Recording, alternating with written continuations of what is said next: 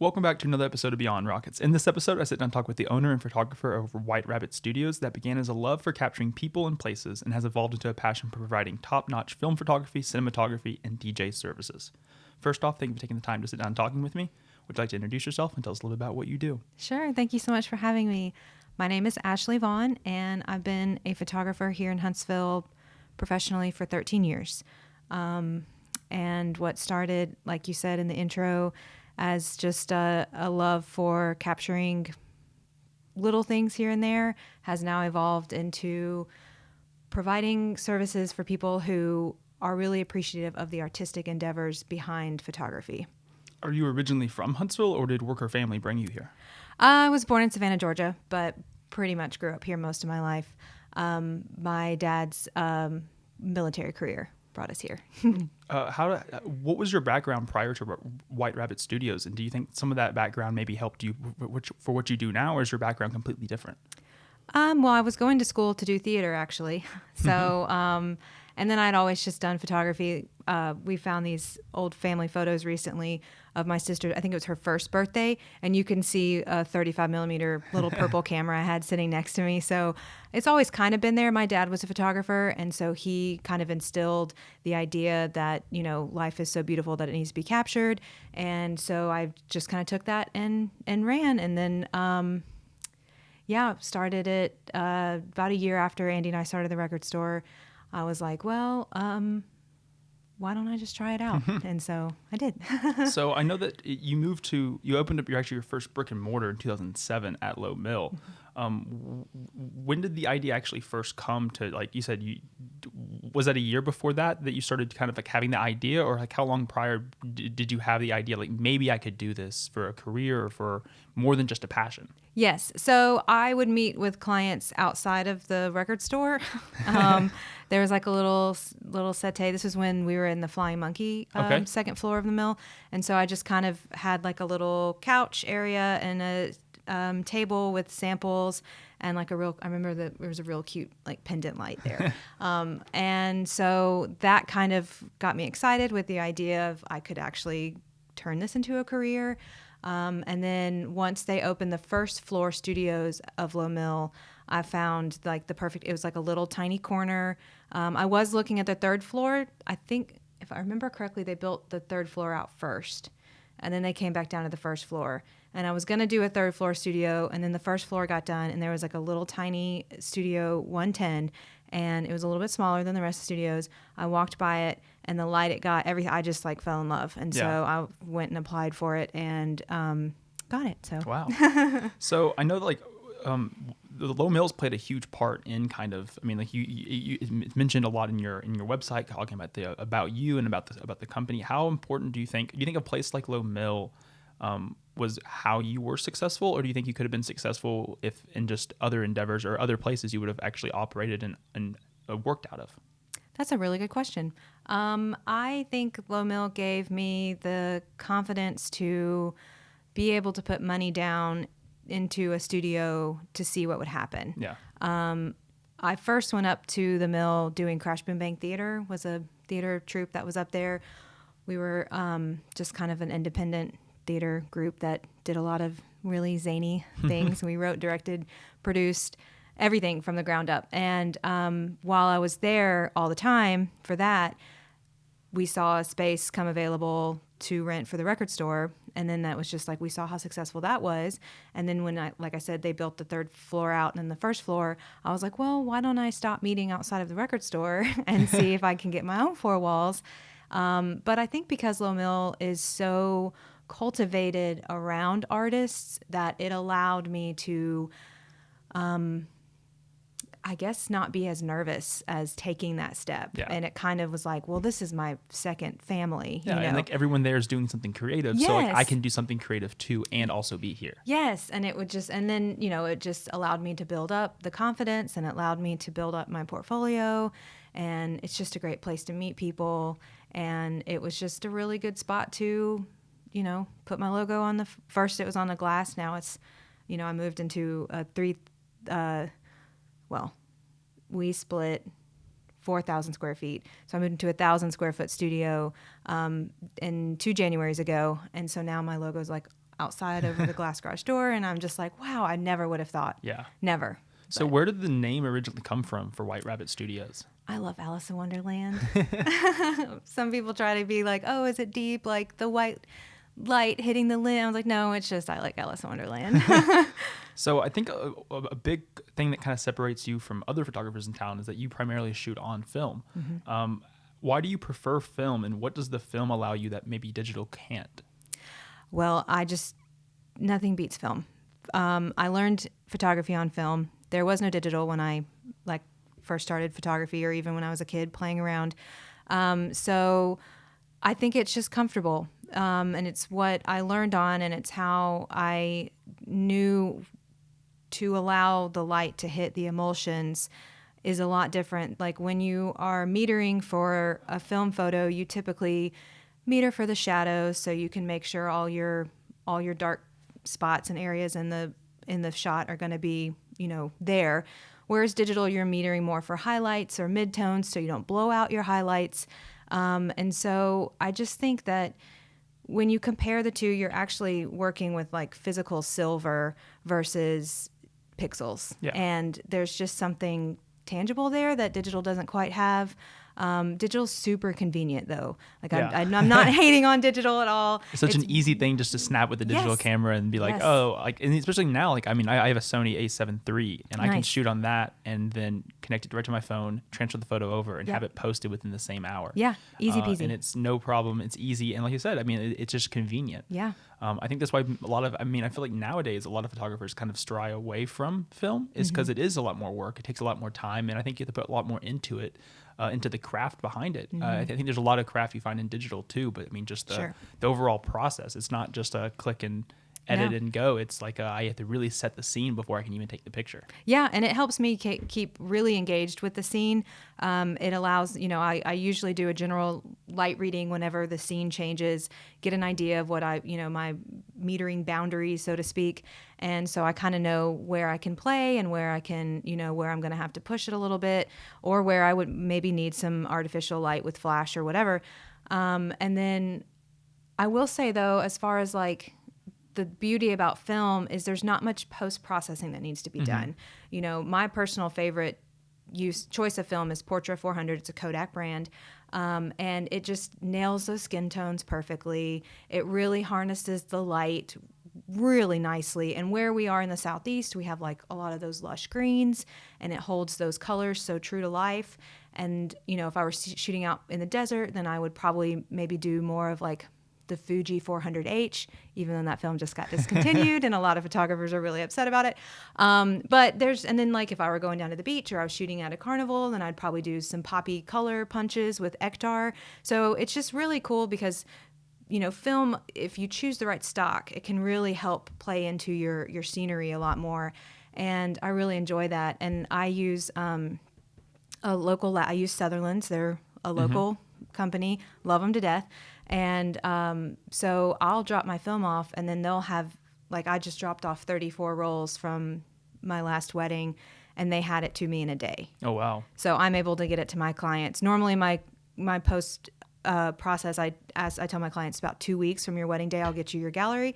But now with Sutherland's fast turnaround, I mean, I could get it to them within a week. Oh, wow. So that's nice. Yeah, and I think that's like it's one of those crazy things because, like, I mean, I guess with COVID, but still you dealt with a lot of probably production issues with getting film. I mean, was that tough? Was there ever an issue where like you would go and you would either buy everything they had and you would basically buy them out, or you would go and not be able to find what you're looking for?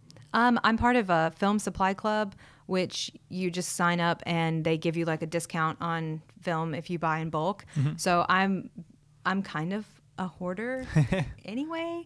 I guess a nice way to, I'm a collector of things.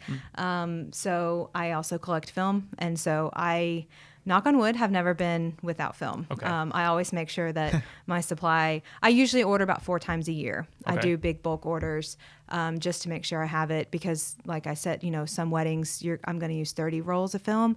More like elopements, I might use 15. So Yeah. it just kind of depends. And then, every wedding's so different. If every detail on the table is going to be different, then that's going to be a lot more than if it's the same arrangement on the table.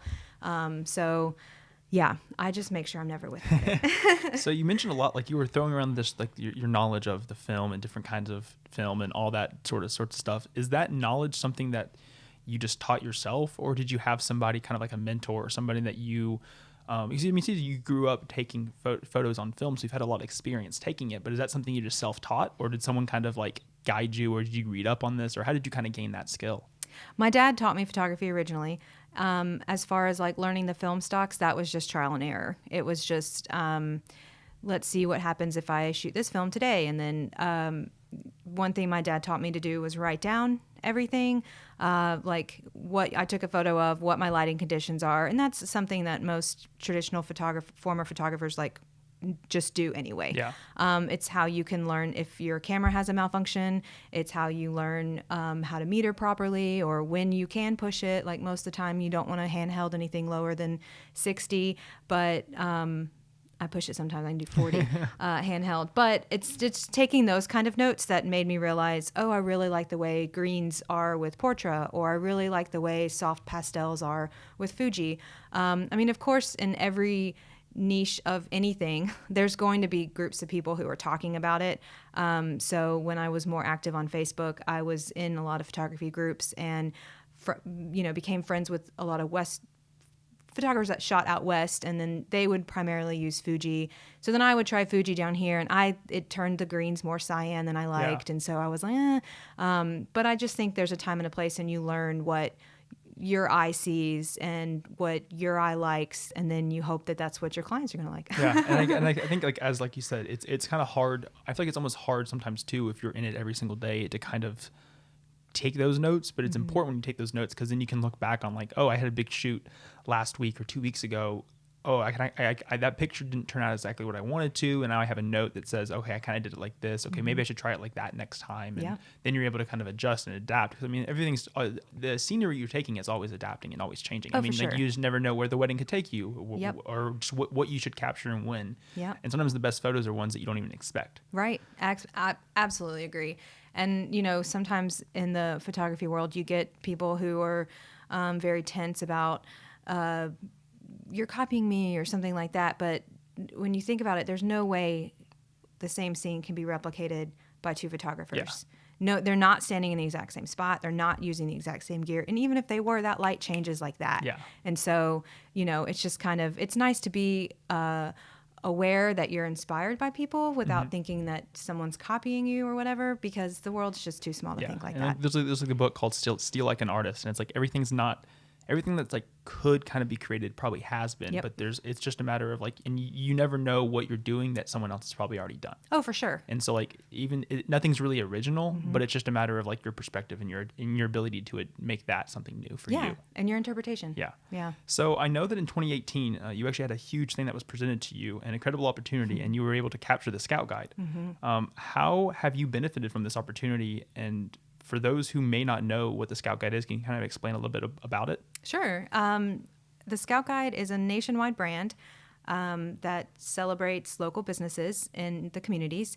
And Don Pompelli brought it to Huntsville. Thank you. And I had found a couple Scout Guides traveling. I think my first one was New Orleans. And I was just looking through, and it took me going through it 4 times to be like, what am I even looking at? Like, this imagery is so beautiful.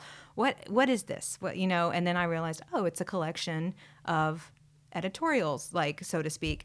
And so I started visiting some of the shops in New Orleans that I would see and then talk to them about it. And they told me how great they love it and everything. I was like, oh, well, man, this would be so good if Huntsville had it. And then all of a sudden one day I'm on Instagram and I see TSG Huntsville. And I was like, is like people you may know. And I was like, who is this? And I messaged and I was like, I don't know who you are, but I would love to talk to you. I think this is a great opportunity for Huntsville. And then she messaged back like, actually, you're on my radar to talk to. You've been recommended. And so we set up a meeting. I think we were probably only supposed to meet for an hour, but I think it went some odd 2 hours. And we just like gabbed the whole time. It was so nice. And then she was like, okay, well, I've got other people to meet with, but I'll get back in touch. And I was just like, oh, man. And then, it obviously ended up working out, and it's just fantastic. And what Scout Guide has definitely, so weddings are a huge passion of mine. Another passion is providing businesses with editorial imagery that they can use on their websites, that they can use on their Instagram. that just kind of tells a little bit more story behind their brand. Piper and Leaf was really good about letting me kind of explore that opportunity with them years prior. And so I've had those kind of things already built in my portfolio, but Scout Guide allowed me to reach people who I might not have ever been on their radar or vice versa. And so it opened the door for me to meet all these fantastic people, to get creative, like certain businesses. Some, there's certain that you just got to get a good portrait of them, and that's amazing. Yeah. And that's what their business needs. Others, it's neat when you can get a little bit creative. And over the years, we just wrapped volume 4, and over the years, it's so amazing to see people who are returning, people who are turning to the guide year after year. They're just like, you come up with everything. Yeah. We're in your hands this year. And it's like, oh my gosh. So then it's like, woo, what are we going to do? And so that's really exciting to see as the years have gone on, how much trust people are putting in us, with the guide, and being like, no, we want you to do what you're here to do. So it's just a really exciting publication to be a part of, and, just beyond an honor to meet these folks and to capture them, and to the way it all gets presented. And yeah, I mean, it's awesome. like and if anyone that's listening that hasn't picked up a book or seen it, most local businesses in town will have a book at their location for you to pick up. It's free to pick up. It's an incredible book. It's just like the best lookbook you'll ever experience. Like I find myself not like, I'm not a huge reader of just like physical books. I'll read a lot on like Kindle, or listen to a lot of books, listen to a lot of podcasts. But that book is just one that you continue to just flip through, because it there's so many times I'll go through it 3 or 4 times and find someone new every single time. Yeah. Like I just don't realize you have a picture of this person, and I'm like, oh, I've been looking to connect with this. Like it's just the connection you can make within that book. It's incredible. It really is. And that's what I think one of the best things that it has done for Huntsville. And it's so cool when we do like mixers and stuff, that you see 2 people whose businesses might not otherwise connect, just like they, from across the room, you're like, oh, look, and it's just really neat to see, because I believe in community over competition. And so when you bring people like this together and you see that it is a way to live, it's just really exciting, to watch all of that unfold.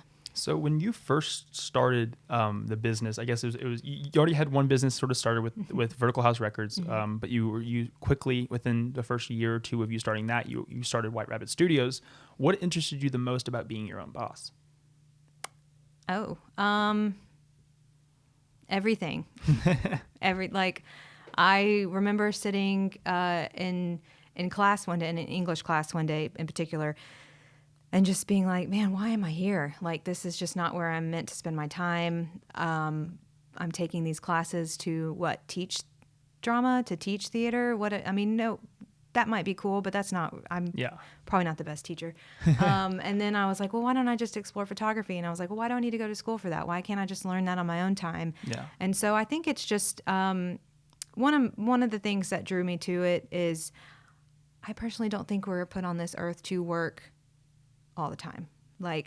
To slave away at a job, to pay to live, I think we should just be able to live. So being my own boss allows me to set my own hours, to say, okay, I'm going to work these days, and then I'm going to not do anything these days if I don't want to. Yeah. So I just think the freedom and the flexibility. Yeah, and I think there's a lot that you can gain from it. I mean, one of the things you do most in your life is work. So you might as well do something you at least enjoy, and something you can kind of do when you want. Absolutely. So one thing I kind of want to bring up is, so like before this interview, I was looking through your website, kind of pulling information, and like seeing, like I've known about what you've done and what you do with the studio for a very long time, but I think there's a lot that's kind of grown over the years, added new parts. But one thing I wanted to bring up that I think it was super interesting, and also just like incredible just to read, was actually your bio. And so looking at your website, and I think this is incredible for anyone that's listening, looking for somebody doing photography, and just the passion behind the photography, I think is super important. And this, your bio for yourself was incredible. Oh. And it's I'll kind of skip a little bit, but it says, every day I'm inspired by love and how it radiates such pure joy, and I'm honored to capture these feelings and tell the story of your life through my lens. With an obtrusive nature and a careful eye, I aim to present timeless imagery for you to call family heirlooms. And I think that's incredible. I mean, I think that's one of those things that, like you said, with the kind of doing film photography and doing something that is such an old adage and the way that which we've been creating photos forever, and still doing that to this day, but capturing these new and insightful and exciting things that are happening either in town for people, like I said, weddings, all sorts of stuff. I mean, you offer on your website, you offer weddings, elopements, engagements, editorials, portraits, travel, and then you have a year in review. And I think that's incredible. And anyone that's listening, definitely visit the website, look at all her stuff. I mean, I think there's a lot of stuff there, and I think there's a lot of opportunities that people maybe just didn't realize that you do. And I think there's so much that's grown. When you first started, were you offering a lot of the stuff you offer now, and how has that kind of grown throughout the years? No, when I first started, I would anything you wanted me to photograph, I'd photograph it. Just to kind of see what I liked and what I didn't like. And I've quickly learned what I feel confident doing, and I know what I would recommend another photographer to do. Yeah. And I think that grows and that changes with any professional, So I've now, my favorites are the weddings and the editorials. Portraits are easy. Now that I have a studio too, where I can do, I offer one roll sessions where you come in studio, and if you just need some quick headshots or you need some product shots or whatever, it's just an easy way for us to connect, for you to get good imagery, and it's just right in the studio where you can walk around the mill afterwards. And so as every year I kind of reassess, okay, what worked this year, what didn't work, what do I want to do? I've always been a goal setter, so I already know what my next 5 years I hope will happen. Yeah. And so I just kind of chip away and work towards that.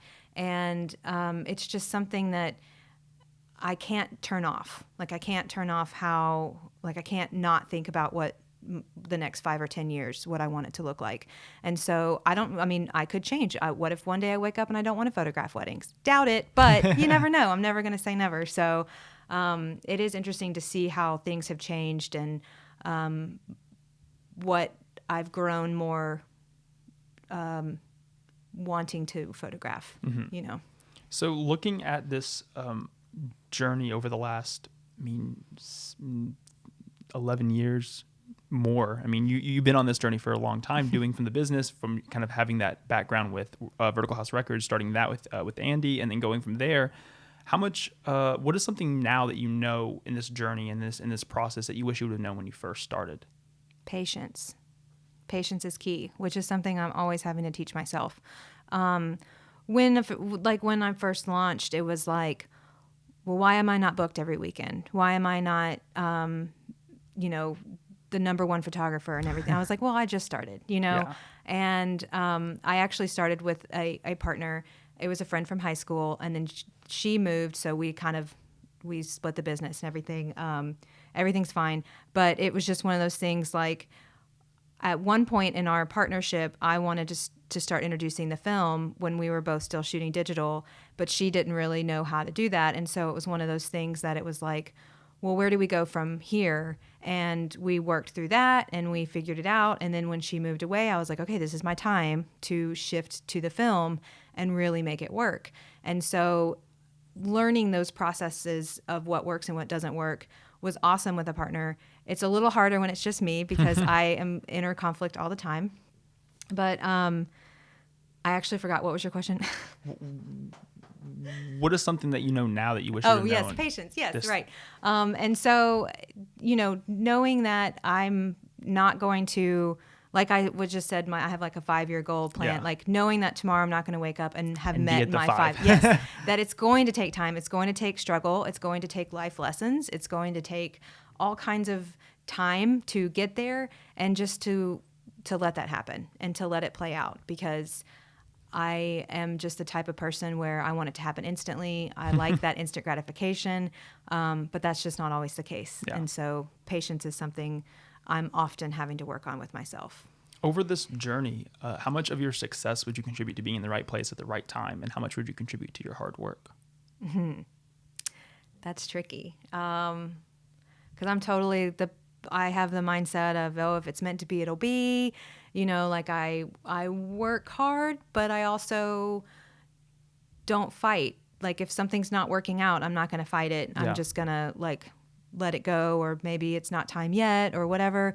Probably shoot, 50-50. I don't know. Okay. Like, yeah, I mean, and I think it's like, I think it's a lot of it, like the timing you never really notice at the time, but you notice in hindsight. Exactly. And I think in hindsight, you were working with what you needed to work with, Yep. and you happened to be at a good time. Yep. But you didn't know either one of those things were happening. You just did what you were doing. Yeah. And this is what the day looks like. And I feel like being a small business owner, often like your days are never the same. Mm-mm. But what does a typical day look like for you on a day that you are in the studio or are working?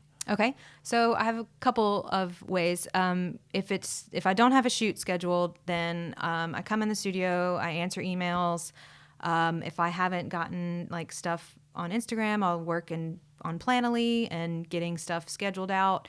And if I have a wedding on the docket, then I'll be processing that. Usually when I get my film back from the lab, I have to rotate out my verticals, just something easy to do in Lightroom, and then delete any blinks or whatever and get the gallery ready, upload it to Instaproofs, which is my proofing site, and then, email the clients, hey, your photos, yay. And then kind of tell them the next process of how you get your final package, and then just kind of upkeep with all that.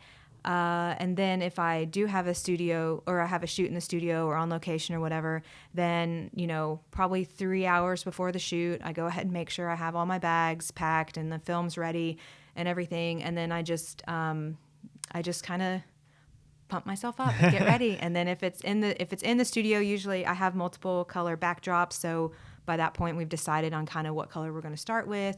They come prepared, and so I get my backdrop hung and dropped, kind of clean up the studio, get them like a little dressing room area ready if they need to change, and just kind of be mindful of, the space and make sure people aren't like just coming through when I'm having a closed session studio.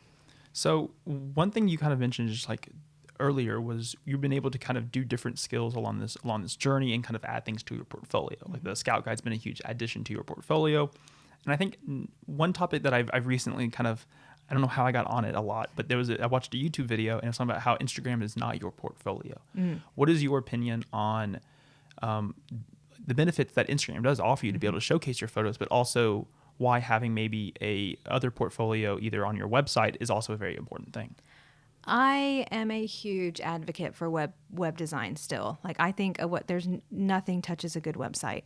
It's a way that clients can come and see, Instagram, I try to highlight either 9 or 12 images from that session or that wedding or that editorial or that travel plan, just to kind of give a sneak peek with the intention that you will go and look at the full blog post or whatever, so you can see it all. I think Instagram is a great way to connect with people and for people to get like a glimpse, but I hope that folks will go to my website, and if they are looking at, for a wedding photographer, they can go and they can see so many shots of a wedding and not just 9 or 12. Because it's hard to pick just 9 or 12 to show. Absolutely. And, even further, I encourage people like, hey, email me. I'm going to send you a full gallery. You can see like the full proofing site, so you know exactly what you're getting, because, it's easy for photographers to cherry pick their favorites and then to put them online and promise a lot that maybe they can't deliver. And that's one thing that I've always wanted to be upfront about is like, I have nothing to hide. Yeah. You can look into the depths and the depths of my, my portfolio, and you can see everything. So, I mean, I think Instagram's neat to connect with and to have that quick engagement. But I think it was 2020 or 20, I can't remember whatever year. I recently just finished that website and designed it completely from scratch. And it was, that was fun.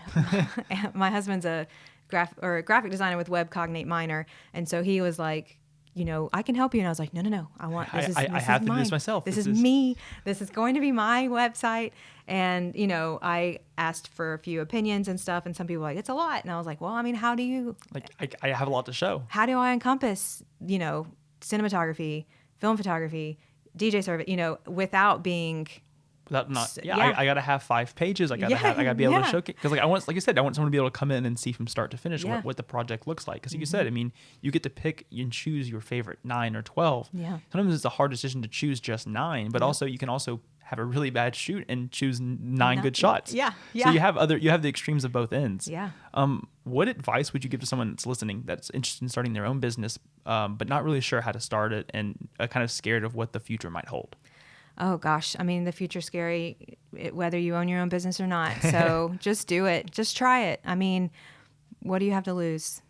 Yeah. Some money? I think it's one of those things too. It's just like you learn, even if you jump in it and you try it and you fail, you probably learn more than if you just didn't try it at all. Right. And then you don't have that what if. Yeah. You know, if anything, it'll be like, well, what if I had done it this way? Then do it that way. You know, like sitting there and being, oh, well, what if I fail? And then what's the saying? Like, oh, but darling, what if you fly? You know? So it's just, that life is so short, and you just got to go for it. How can people that are listening connect with you and support you, and even maybe reach out for a wedding photographer? Well, you can find me at whiterabbitstudios.com, Instagram, White Rabbit Studios. I'm not really active on Facebook anymore. I think I actually turned off my messaging, but yeah, I'm pretty much there. And so you can reach out, and I'm happy to answer any questions. Also, if any aspiring photographers or professional photographers are listening and have any questions, I'm more than happy. I'm an open book. I didn't invent photography. Everything I've learned is on the internet, or in books. So, or if it's in my brain, then I'm happy to share it. Well, thank you so much for sitting down and talking with me. I love learning more about your story and the story of White Rabbit Studios, and I continue to look forward to the success you'll have in Huntsville for years to come. Thank you so much for having me. It was so nice.